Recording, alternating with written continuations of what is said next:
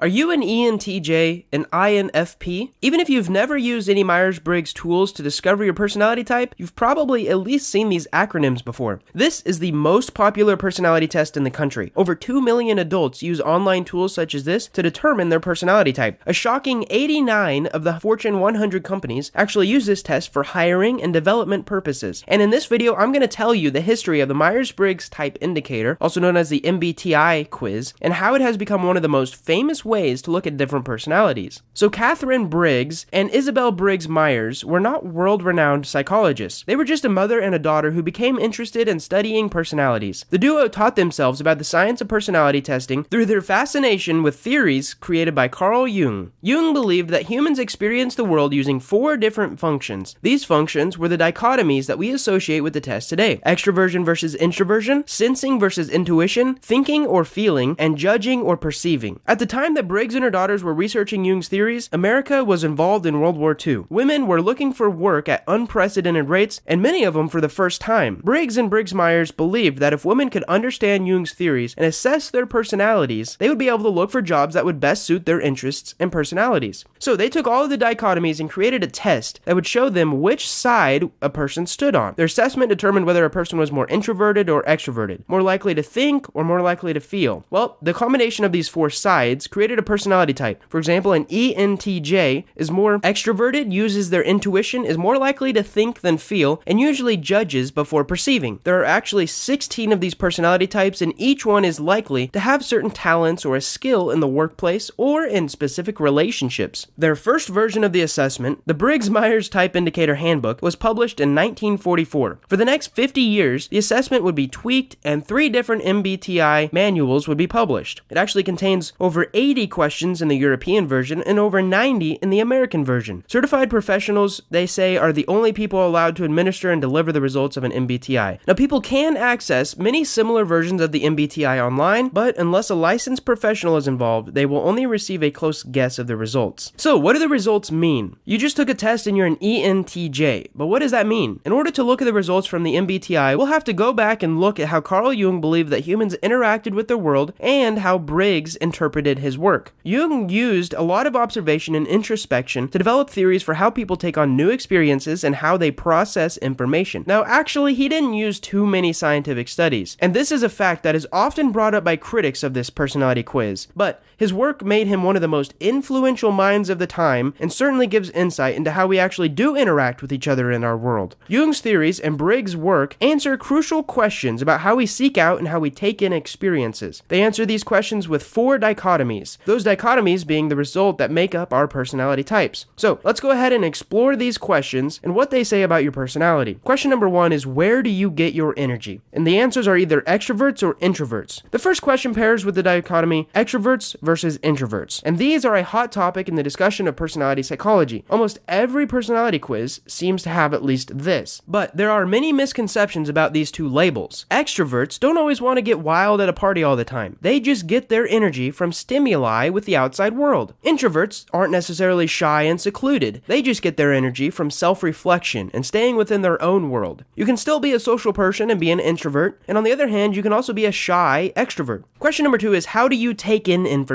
Do you sense it or do you use intuition? Whenever you walk into a room, how do you assess what's going on? Do you prefer to get hard facts and direct answers? If so, you're probably ranking high for sensing. Now, if you prefer to rely on your intuition, your gut, you may get a feeling for what's happening. You may look at patterns, body language, and just feel the energy in the room. That means your second letter would be an N, standing for intuition. So, the third question is, how do you actually make decisions? Do you think or do you feel? Once you have to act, how do you actually decide what you want to do? Now, you might be the type of person to create a pros and cons list and rely on logical thought to make a decision. If you are, you're probably scored high for thinking. However, maybe you frequently go with your gut feeling and you rely on the emotions that you're feeling to make your decision. Then you might have ranked a bit higher for feeling. And number 4, how do you organize your world? Do you use judgment or do you use perception? When you're planning a trip, do you plan or do you leave things open to change? If you tend to be a planner, you might find yourself planning most of the areas of your life. You can use your judgment to predict what you will do next and how the next few years of your life are going to look for you. If you tend to be more flexible, you might be more relying on your perception of the world. When you perceive things to be a signal for change, then you go ahead and you make that change. Now, this dichotomy is in addition to Jung's original theories. Remember, Briggs did not use Jung's theories word for word. She simply based her personality assessment off of his work. She used it as a guide. These questions can certainly give you insight into how people work and interact with other people. And this is why it's used by so many business leaders and hiring professionals. Further research actually shows how different personality types interact with each other and how many of each type you should hire for a productive workplace. You don't want all of your employees to be extroverts, and you also don't want all of them to be introverts. So if you enjoyed this video, feel free to watch some of the other videos in this personality series. And if you want to learn more about your own personality, specifically what your Myers-Briggs type indicator result is, go ahead and check out my free 3-in-1 personality quiz in the description below. What it does is it combines 3 of the major personality quizzes into just one test that you can take in under 10 minutes. It's completely free, you don't even have to enter your email, and I'm going to try to predict some things about you, like your political stances, your relationship style, and even your health. Thank you guys so much for watching, and I hope you enjoyed this video.